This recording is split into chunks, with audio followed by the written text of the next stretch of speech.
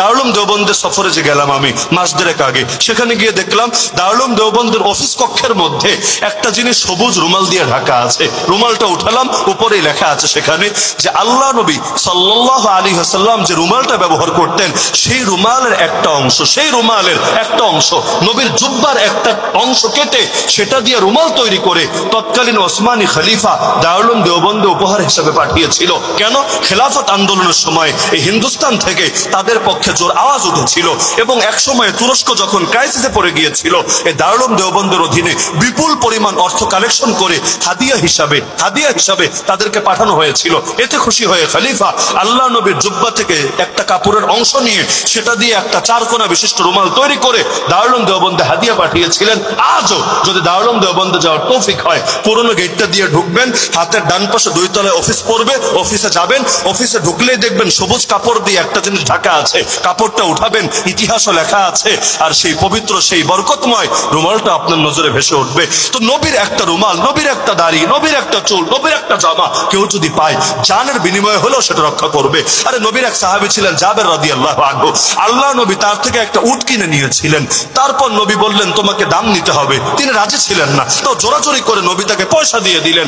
ওই পয়সাগুলো তিনি এত যত্ন করে হেফাজত করেছিলেন।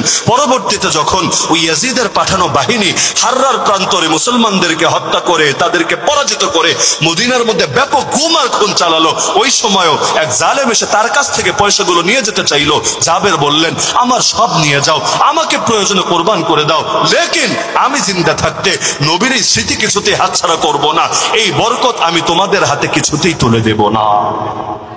আল্লাহ নবীর এক একটা স্মৃতি যদি এভাবে মানুষ হেফাজত করে মহব্বতের খাতিরে, তো যেই ইসলাম নবী দিলেন, যেই কোরআন নবী দিলেন, সেটা ছেড়ে দেবেন কোন যুক্তিতে? জিহাদের কথা বললে কারো কাছে যদি জঙ্গিবাদ মনে হয়, কারণ কিছু মানুষের কানে সমস্যা, আপনি বলবেন একটা, ওরা শুনবে আরেকটা। আপনি বলবেন কোরআনের জিহাদ, ও কানে শুনবে হলো আমেরিকার জঙ্গিবাদ। কে আছে নাকি নাই? আছে নাকি নাই? এই পাগলদের জ্বালায় কথাও বলা যায় না। আলেমরা কথা বলতে আসলে একবার বলবে আসমানের উপরেরটা বলেন, আরেকবার বলবে মাটির নিচেরটা বলেন। আরে ভাই, আসমানের উপরেরটাও বলা দরকার আছে, কারণ 2 দিন পর আমাদেরকে ওখানেই যেতে হবে। মাটির নিচেরটাও বলা দরকার আছে, কারণ 2 দিন পর কবরই আমাদের শয্যা সঙ্গী হবে। লেকিন মাঝখানেরটা কি তোর বাপে বলবে? মাঝখানেরটা কার জন্য ছেড়ে দেবে? মুসলমানকে তো সবই বলতে হবে। তো জিহাদ যদি ওদের চোখে জঙ্গিবাদ হয়, জিহাদের কথা বলা লাগবে না। দিন কায়েম যদি ওদের চোখে উগ্রবাদ হয়, দিন কায়েমের কথা বলা লাগবে না।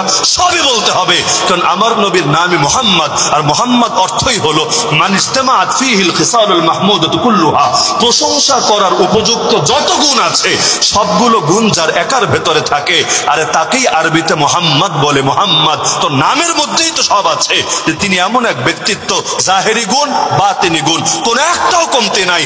তার প্রতিটা অঙ্গ প্রত্যঙ্গ থেকে শুরু করে তার আখলাক, তার শান, তার মান, সবই এমন, কোনো বাড়াবাড়িও নাই, কোনো ছাড়াছাড়িও নাই, বরং সম্পূর্ণ 100 থেকে 100, যেমন দরকার তেমনই আছে। তো নবী যদি আমাদেরকে জিহাদ দিয়ে যান, সেই জিহাদকে ছেড়ে দেব আমরা কাফেরদের গালির ভয়ে?